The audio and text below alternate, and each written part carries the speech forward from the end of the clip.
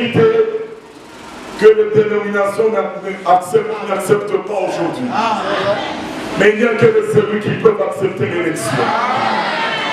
Mais alors comprenez que l'élection n'est pas notre prière. Ce n'est pas nous qui avons demandé à Dieu de nous élire. C'est Dieu seul qui avait choisi. Et si tu comprends que c'est Dieu qui t'avait choisi, il est responsable de son choix. Parce que s'il échoue, on dira Dieu a échoué. Oh, Dieu ne t'abandonne pas. Dieu ne se trompe jamais. Quand il commence, c'est parfait, il achèvera. Quand il a créé les cieux, il a créé les êtres qui doivent être dans les cieux, il les a bénis. Quand il a créé les poissons dans les eaux, il les a bénis. Amen. Et quand il crée les animaux, les chats et les reptiles, il ne les bénit pas. Dieu a-t-il oublié? Dieu n'oublie pas. C'est parce qu'il sait qu'il ne peut pas bénir aujourd'hui et maudire demain la même personne. Ce qui est béni reste béni. Amen. Mais il savait que parmi les animaux des champs, il y en a un qui sera maudit. Il savait. Et il ne les a pas bénis. Et le plan continue. Jusqu'au jour où on comprend pourquoi il n'avait pas béni ces animaux-là. Ah, c'est la faute du serpent ancien. Alléluia. Et il dit à Adam, parce que tu as fait cela, la terre sera maudite. Parce qu'il ne pouvait pas maudire Adam. Le plan avance. Et étape par étape, Dieu confirme ce qu'il a décidé. Et l'élection est une décision inchangeable. Amen. Quand il t'a choisi pour un but, Dieu est obligé, il est responsable de son choix. Quand il a choisi Jonas, va prêcher à Ninive. Est-ce que Jonas était parti directement? Jonas a changé de direction. Vous savez pourquoi? Il a dit, Seigneur, toi tu m'envoies aller prêcher la colère. Je te connais. Quand ils vont pleurer, se repentir, tu vas changer. Et moi qui étais prédicateur de cette colère, qu'est-ce que je deviens? Il y en a qui aiment être des prédicateurs de colère. Jonas a dit, je préfère aller à Tarsis que d'aller à Ninive. Vous auriez pu dire au Seigneur, mais voilà l'homme que tu as choisi, au lieu d'aller là où tu l'envoies, il va à Tarsis. Laissons-les, choisissons quelqu'un d'autre. Dieu dit non, non, quand moi j'ai choisi, je ne me trompe pas. Amen. Amen. Vous êtes surpris par l'attitude de Jonas, moi je ne suis pas surpris. Amen. Je vais les récupérer, le ramener et qu'il accomplisse la mission. Amen. Et la tempête a soufflé. Amen.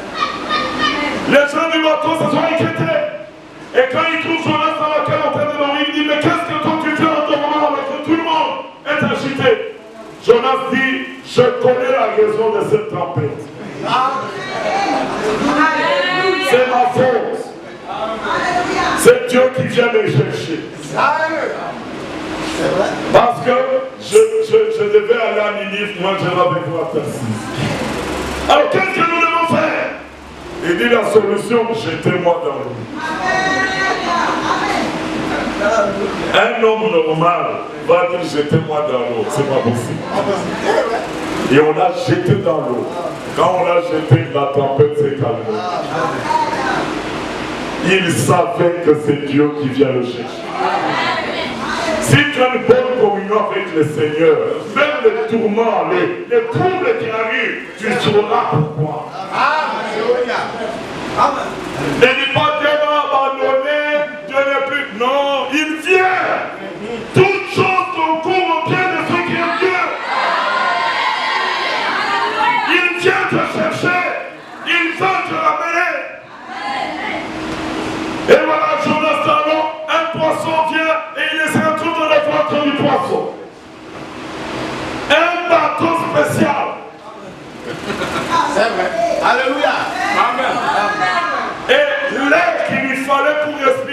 préparé. Amen. Et là, dans le ventre, il s'agenouille, il prie. Amen. Seigneur, je sais que je reverrai encore ton temps. Amen. Et Jonas, 3 jours après, 3 nuits, il est vomi sur la ligne. Et il va prêcher à Ninive. Et quand il prêche, les gens de Ninive vont pleurer et Dieu se répand. C'est merveilleux. Tu as dit, quand ils se sont répartis, je le frappe. Jonas dit, voilà, c'est ça que je ne voulais pas. Et quand Jésus-Christ apparaît, on lui dit, mais quel miracle fais-tu aujourd'hui pour qu'on le voie et qu'on voit que c'est que tu es. Dit Jésus dit, comment une génération méchante, adultère, me demande un miracle. Il ne vous sera donné d'autre miracle que celui de Jonas. Car Jonas était un prophète juif. Mais dans les bateaux, ce sont ses propres frères juifs qui vont jeter dans l'eau. Il fallait que Jésus aussi soit livré à la mort par ses propres frères. Amen.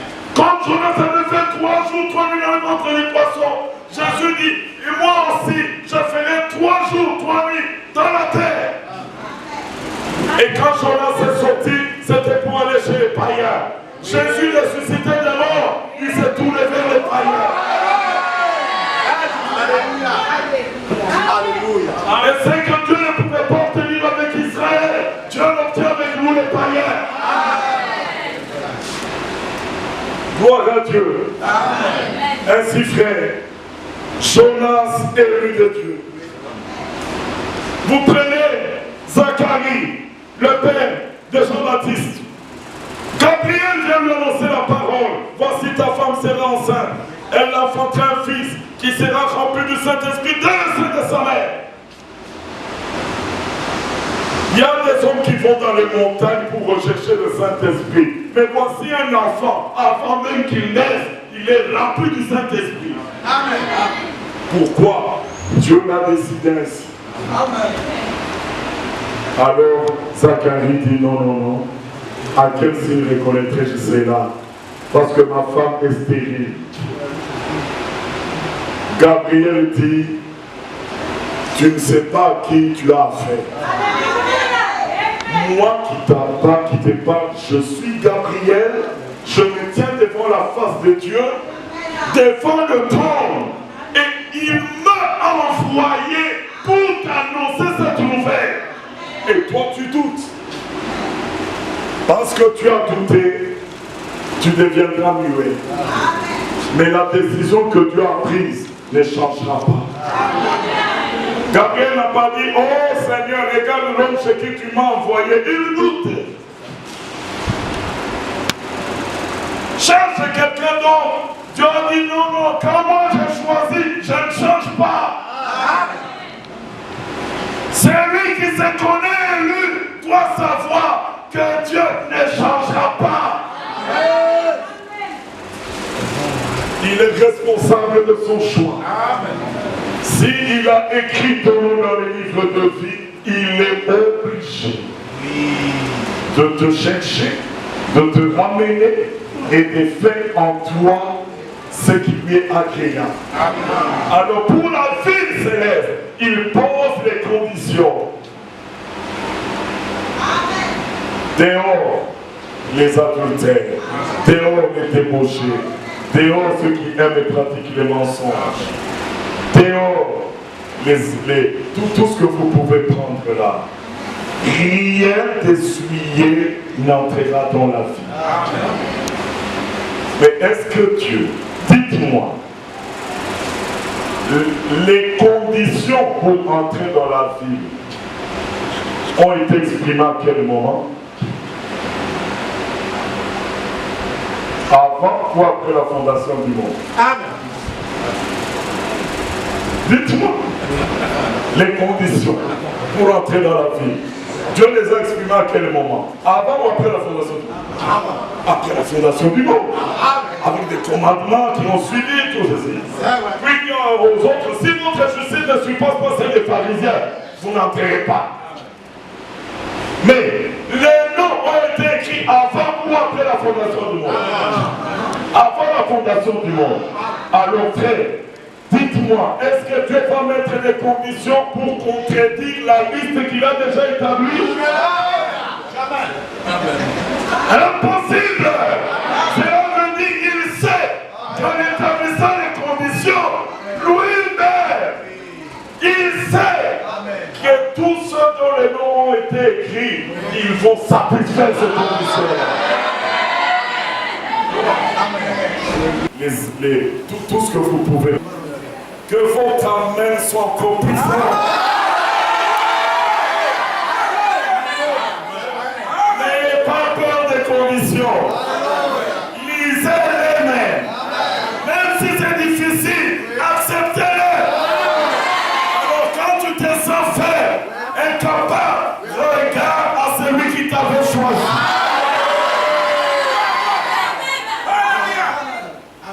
Regarde à celui qui t'avait choisi. Alors que tous ceux dont les noms sont déjà écrits, qu'ils sachent que malgré le péché, malgré les esprits mauvais, rien ne les empêchera d'entrer.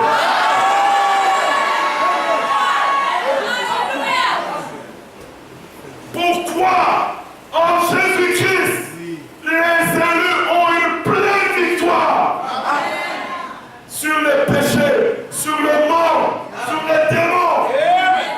Nous avons une pleine victoire. Et nous avançons. C'est pourquoi dans Isaïe 35, pour terminer, regardez, dites à ceux qui ont les cœurs troublés, voici votre Dieu. Il viendra lui-même. Il vous sauvera. Alors, s'ouvriront les yeux des aveugles. Les sourds entendront. Les muets écarteront en cri de joie. Les boiteux sauteront comme un cerf. Plusieurs, quand ils lisent, ils s'arrêtent là. Voyez les miracles. Si Dieu est présent parmi nous, il faut que les aveugles voient. Il faut que les boiteux marchent. Ils réclament tout cela. Mais ils lisent par la suite. Après tous ces miracles, la Bible dit, et il y aura un chemin frayé qu'on appellera la voie sainte. Alléluia. Et sur cette voie sainte, nul impur n'y passera. Elle sera pour eux seuls. Les rachetés de l'Éternel retourneront à Sion avec des chants d'allégresse, des chants de salut. Pourquoi sommes-nous heureux? Parce qu'il y a 2000 ans, Christ a vaincu à la croix. Puis il s'est écrit et tout est accompli. Nous vivons aujourd'hui le résultat de cette victoire d'il y a 2000 ans. Ne cherchez pas quelque chose de moderne. La foi nous ramène au vieil évangile. La foi nous ramène à la victoire de Golgotha. Frère, tout ce qu'il fallait pour ta délivrance, tout ce qu'il fallait pour ta nouvelle naissance, le pardon des péchés. Il y en a qui se battent encore avec le vieil homme aujourd'hui. Ne te bats pas avec lui. Tu ne vaincras pas. Non frère, j'ai fait un effort pour ne plus. Tu vas te battre avec le vieil homme. J'ai fait un effort pour ne plus. Oh, à la croix, le vieil homme, avec ses désirs et ses passions, a été crucifié. C'est déjà fait. Accepte-le. Et fais l'expérience aujourd'hui. C'est comment je dois faire. Je vois que le démon de colère, le démon de convoitisme me suit tous les jours. Ce n'est pas le problème de démon, c'est le problème du vieil homme. Il n'y a pas de méthode aujourd'hui. Crois seulement en gardant les regards fixés sur la croix. Et tu verras comment ce vieil homme disparaîtra. Alléluia. Il nous laisse chemin frayé. Nul impur n'y passera. Mais regardez, ce chemin nous conduit vers où? Vers Sion. Mais qu'est-ce que Sion? Mais la nouvelle Jérusalem. Alors on a raison de dire là-bas, rien d'essuyé ni enterra. La foi sainte, quiconque a obtenu la grâce d'être placé dans la voie sainte, Dieu, à cause du sang de l'agneau, à cause de la mort de Jésus-Christ, frère, notre nature a changé. Nous sommes nés de nouveau. Et nous sommes maintenant appelés enfants de Dieu. Et nous sommes sûrs d'être dans le chemin qu'il a frayé. Nous marchons sachant que nous sommes les hommes purifiés. Nul impur n'y passera. Et nous avançons vers Sion. Qui croit qu'il est dans ce chemin? Ne doute pas. Plus tu crois, plus les liens du monde seront brisés. Plus le vieil homme disparaît. Ne recule pas mais avance. Plus nous approchons de la gloire, tes élèves, tout ce qui est de la terre disparaît. Avançons et à la fin, nous entrons dans la vie, nous entrons dans la gloire céleste. Dieu achève son œuvre. Bien-aimés frères, Dieu s'occupe maintenant de chercher tous les élus. Ce n'est pas toi qui as cherché Dieu, c'est Dieu qui t'a tout fait. C'est Dieu qui t'a appelé. Remets-toi sous sa responsabilité. Vous savez qu'est-ce que nous sommes? La Bible dit, il nous a arrachés de ce siècle présent, ce siècle mauvais. Vous savez, arracher, qu'est-ce que ça veut dire? Je voulais donner l'exemple. Voilà. Nous étions dans la main d'un mauvais. Nous étions dans la main du diable. Nous n'avions aucune force pour nous échapper. Personne ne pouvait s'échapper. Mais à la croix, il y a eu un combat. Jésus devait nous récupérer. Il a payé le prix. Et la Bible dit, quand on dit arracher, c'est-à-dire que l'autre ne voulait pas céder. Même Moïse a dit à Pharaon, laisse aller le peuple de Pharaon, dit jamais. Alors il y a eu le combat. Lui, il vous tient, frère, tiens. Il ne voulait pas lâcher. Il ne voulait pas lâcher. Mais Jésus nous a arrachés.